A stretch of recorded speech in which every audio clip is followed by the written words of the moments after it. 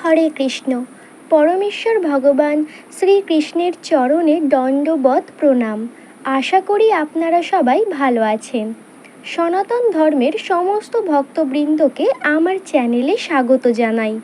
আজ আমরা আলোচনা করতে চলেছি এমন একটি অত্যন্ত গুরুত্বপূর্ণ ও মহিমান্বিত একাদশী ব্রত নিয়ে, যা মানুষের জীবনের সমস্ত পাপ ধুয়ে মুছে সাফ করে দেয় এবং নিঃসন্তান দম্পতিদের কোল আলো করে সন্তান লাভের সৌভাগ্য এনে দেয়। হ্যাঁ, আমি কথা বলছি শ্রাবণ মাসের শুক্লপক্ষের পবিত্রারোপণী একাদশী, যা আমাদের কাছে শ্রাবণ পুত্রদা একাদশী নামেও অত্যন্ত পরিচিত। 2026 সালে এই একাদশী ব্রতটি কবে পালিত হবে? 23শে আগস্ট নাকি 24শে আগস্ট? এই নিয়ে আমাদের মনে অনেক দ্বিধা রয়েছে। আজকের এই ভিডিওতে আমরা জানব একাদশীর সঠিক তারিখ, পালনের সঠিক সময়সূচি, ব্রতের সম্পূর্ণ নিয়মাবলী, কি খাবেন কি করবেন না, এবং সবচেয়ে গুরুত্বপূর্ণ এই একাদশীর অলৌকিক ব্রত মাহাত্ম্য কথা। তাই ভিডিওটি একটুও না কেটে শেষ পর্যন্ত মনোযোগ দিয়ে শুনুন, কারণ আধ্যাত্মিক জীবনে এই তথ্যগুলো আপনার অত্যন্ত কাজে লাগবে। ভক্তগণ, সবার প্রথমে আমাদের মনে যে প্রশ্নটি আসছে তা হলো ব্রতের সঠিক তারিখ কোনটি? একাদশী তিথি শুরু 23শে আগস্ট এবং সমাপ্ত 24শে আগস্ট। তাহলে ব্রত কবে রাখবেন? আমাদের ভারতে ব্রত পালনের সঠিক দিন হলো 24শে আগস্ট, অর্থাৎ সোমবার, এবং পালনের সময় থাকছে ভোর 5টা 37 থেকে 6টা 52 পর্যন্ত। এখন আসুন জেনে নেওয়া যাক এই পবিত্রারোপণী একাদশী ব্রত পালনের সঠিক বিধি এবং নিয়মাবলী কী কী। আগের দিনের নিয়ম। দশমী তিথি। একাদশীর আগের দিন অর্থাৎ দশমী তিথিতে রাত 12টার আগেই নিরামিষ আহার গ্রহণ করুন। কোনো প্রকার রাজসিক খাবার যেমন পেঁয়াজ, রসুন বা মসুর ডাল খাবেন না। রাত 12টার পর থেকে একাদশীর উপবাস শুরু হয়ে যায়। একাদশীর দিনের করণীয় পূজাবিধি। একাদশীর দিন সকালে সূর্যোদয়ের আগে ঘুম থেকে উঠুন, স্নান সেরে পরিষ্কার বা পবিত্র বস্ত্র পরিধান করুন। আপনার ঘরের ঠাকুর ঘরে বা ভগবান বিষ্ণুর চরণে বা রাধাকৃষ্ণের মূর্তির সামনে ঘিয়ের প্রদীপ ও ধূপ জ্বালান। ভগবানকে তুলসী পাতা, ফলমূল ও মিষ্টি অর্পণ করুন। মনে রাখবেন, একাদশীতে তুলসী পাতা ছেঁড়া নিষিদ্ধ, তাই আগের দিনই তুলসী পাতা তুলে রাখবেন। এই দিনে বেশি বেশি করে ভগবান শ্রীকৃষ্ণের মহামন্ত্র হরে কৃষ্ণ কৃষ্ণ কৃষ্ণ হরে হরে, হরে রাম রাম রাম হরে হরে জপ করুন। কি খাবেন এবং কি খাবেন না? একাদশীর দিন সর্বপ্রকার শস্যজাতীয় খাবার বর্জনীয়, যেমন চাল, গম, আলু কিছু নিয়মে খাওয়া হলেও এড়িয়ে চলাই ভালো। বার্লি, ভুট্টা, সরিষা এবং সব রকমের ডাল খাওয়া সম্পূর্ণ নিষিদ্ধ। আপনি যদি সম্পূর্ণ নির্জলা উপবাস করতে না পারেন, তবে ফল, দুধ, সাবু, বাদাম এবং ঘি বা সেঁধো লবণ দিয়ে তৈরি অনুকল্প খাবার গ্রহণ করতে পারেন। কোনো অবস্থাতেই এই দিন পরনিন্দা, পরচর্চা, ক্রোধ বা মিথ্যা কথা বলবেন না। সারাদিন মনকে ভগবানের চরণে সঁপে দিন।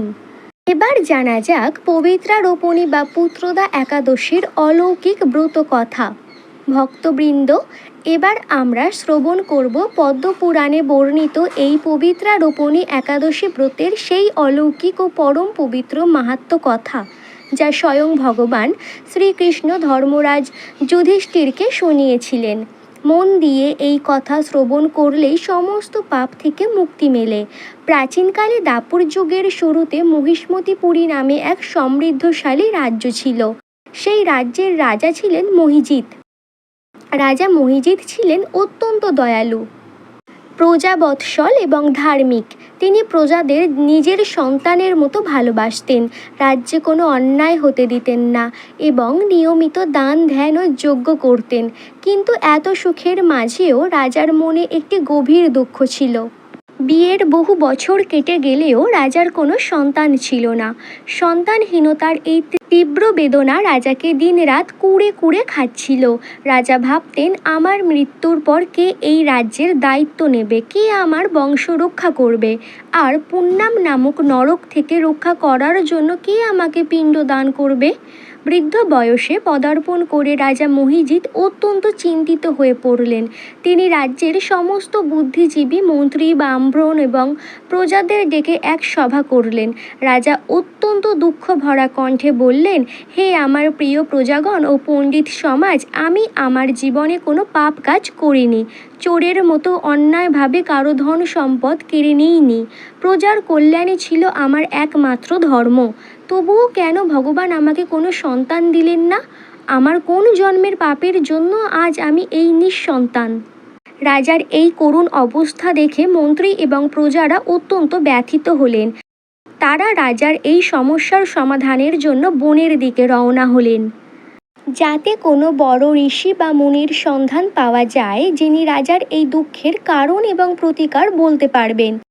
বনে ঘুরতে ঘুরতে তারা এক পরম পবিত্র আশ্রমের সন্ধান পেলেন। সেখানে তারা দর্শন করলেন পরম পূজনীয় দীর্ঘায়ু ঋষি লোমশের সাথে। ঋষি লোমশ ছিলেন ত্রিকালজ্ঞ, যিনি অতীত, বর্তমান ও ভবিষ্যৎ স্পষ্ট দেখতে পেতেন। প্রজারা ঋষির চরণে প্রণাম জানিয়ে রাজা মহিজিতের নিঃসন্তান হওয়ার দুঃখের কথা জানালেন এবং এর উপায় জানতে চাইলেন। ঋষি লোমশ কিছুক্ষণ ধ্যানমগ্ন হলেন। ধ্যানের মাধ্যমে তিনি রাজার পূর্বজন্মের ইতিহাস দেখতে পেলেন। ধ্যান ভেঙে ঋষি লোমশ বললেন, হে প্রজাগণ, শুনুন, আপনাদের রাজা পূর্বজন্মে একজন অত্যন্ত দরিদ্র ব্যবসায়ী ছিলেন। তিনি স্বভাবগতভাবে কিছুটা লোভী ও অধার্মিক ছিলেন। একদিন জ্যৈষ্ঠ মাসের প্রচণ্ড গরমে তৃষ্ণায় কাতর হয়ে তিনি এক জলাশয়ের ঘাটে জল পান করতে যান। সেখানে একটি গাভী ও তার বাছুর জল পান করছিল। কিন্তু আপনাদের রাজা নিজের তৃষ্ণা মেটানোর জন্য সেই তৃষ্ণার্ত গাভীটিকে তাড়িয়ে দিয়ে নিজে আগে জল পান করেন। ঋষি আরও বললেন, তৃষ্ণার্ত গরুকে জল পানে বাধা দেওয়ার এই ঘোর পাপের কারণেই রাজা এই জন্মে নিঃসন্তান হয়েছেন। তবে পূর্বজন্মে তিনি যে কিছু ভালো কাজও করেছিলেন, তার ফলে তিনি এই জন্মে এক বিশাল রাজ্যের রাজা হয়েছেন। মন্ত্রীবর্গ ও প্রজারা অত্যন্ত আকুল হয়ে ঋষির কাছে হাত জড়ো করে জানতে চাইলেন, হে ঋষিবর, আমাদের দয়ালু রাজা তো এই জন্মে কোনো পাপ করেননি। দয়া করে এমন কোনো উপায়ের কথা বলুন যার মাধ্যমে রাজার এই পূর্বজন্মের পাপ খণ্ডিত হতে পারে এবং তিনি সন্তান লাভ করতে পারেন। প্রজাদের ভক্তি ও রাজার প্রতি ভালোবাসা দেখে ঋষি লোমশ দয়া পরবশ হয়ে বললেন, শ্রাবণ মাসের শুক্লপক্ষে একটি অত্যন্ত পবিত্র একাদশী আসে, যার নাম পবিত্রা রোপণী একাদশী বা পুত্রদা একাদশী। তোমরা সবাই মিলে এবং রাজা স্বয়ং যদি পূর্ণ নিষ্ঠা, উপবাস ও নিয়ম মেনে এই একাদশী ব্রত পালন করো এবং সেই ব্রতের সমস্ত পুণ্যফল রাজাকে দান করো, তবে ভগবানের কৃপায় রাজার পূর্বজন্মের পাপ দূর হবে এবং তিনি অবশ্যই একটি গুণবান পুত্র সন্তান লাভ করবেন। ঋষির কথা শুনে প্রজারা অত্যন্ত আনন্দিত হয়ে রাজ্যে ফিরে এলেন। শ্রাবণ মাস আসতেই ঋষির নির্দেশ অনুসারে রাজা, রানী এবং রাজ্যের সমস্ত প্রজা পরম ভক্তি সহকারে পবিত্রা রোপণী একাদশী ব্রত পালন করলেন। সারাদিন উপবাস থেকে ভগবানের নাম জপ করলেন এবং দ্বাদশী তিথিতে পারণ করে সেই ব্রতের সমস্ত পুণ্যফল রাজার চরণে উৎসর্গ করলেন। এই যৌথ পুণ্য এবং ভক্তিসূচক ব্রতের প্রভাবে এক অলৌকিক কাণ্ড ঘটল। কিছু দিনের মধ্যেই রানী গর্ভবতী হলেন এবং সময় মতো এক অত্যন্ত সুন্দর, তেজস্বী ও গুণবান পুত্র সন্তানের জন্ম দিলেন। পুরো মহিষ্মতিপুরী রাজ্য আনন্দে মেতে উঠল। রাজা মহিজিৎ তার মনের বাসনা পূর্ণ হওয়ায় ভগবানের চরণে কৃতজ্ঞতা প্রকাশ করলেন। হরে কৃষ্ণ। এই ছিল পবিত্রা রোপণী একাদশীর পরম পবিত্র ব্রত কথা।